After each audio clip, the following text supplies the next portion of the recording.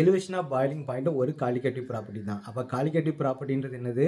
Amount of சப்ஸ்டன்ஸை நீங்கள் add பண்ண அந்த ப்ராப்பர்ட்டி வந்து நமக்கு வந்து சேஞ்ச் ஆகும். அது வந்து பார்த்தீங்கன்னா பாயிலிங் பாயிண்ட். அப்போ பாயிலிங் பாயிண்ட் வந்து எப்படி நமக்கு சேஞ்ச் ஆகும்? இப்போ ஃபார் எக்ஸாம்பிள் வாட்டரோட பாயிலிங் பாயிண்ட் நம்ம வந்து ஒரு 100 டிகிரி நம்ம வச்சுப்போம். அதில் நீங்கள் வந்து பார்த்தீங்கன்னா ஒரு சால்ட்டையோ இல்லை சுகரையோ நீங்கள் ஆட் பண்ணீங்க அப்படின்னா அதோட பாயிலிங் பாயிண்ட் வந்து அதிகமாக இருக்கும். அதனால தான் பார்த்தீங்கன்னா நம்மளை குடிக்கிற டீக்கு வந்து பார்த்தீங்கன்னா டீ வந்து பார்த்தீங்கன்னா ரொம்ப ஹாட்டாக வந்து இருக்கும்.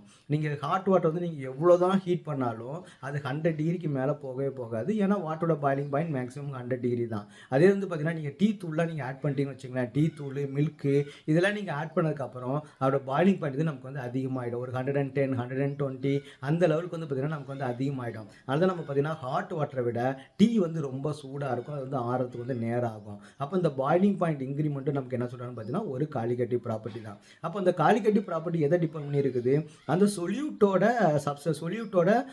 கான்சன்ட்ரேஷனை பொறுத்து நமக்கு வந்து இருக்குது இல்லையா? அப்போ நம்ம என்ன யூஸ் பண்ணலாம்னு பார்த்தீங்கன்னா இந்த qualitative properties depends on the concentration.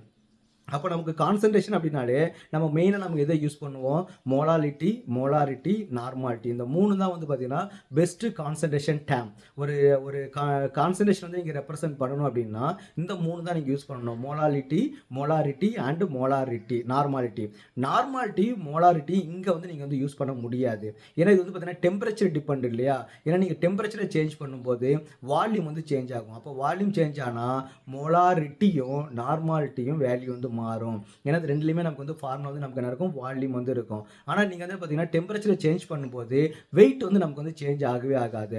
அப்போ ஸ்மால் எம் என்னது? வெயிட் டிபெண்ட் இல்லையா?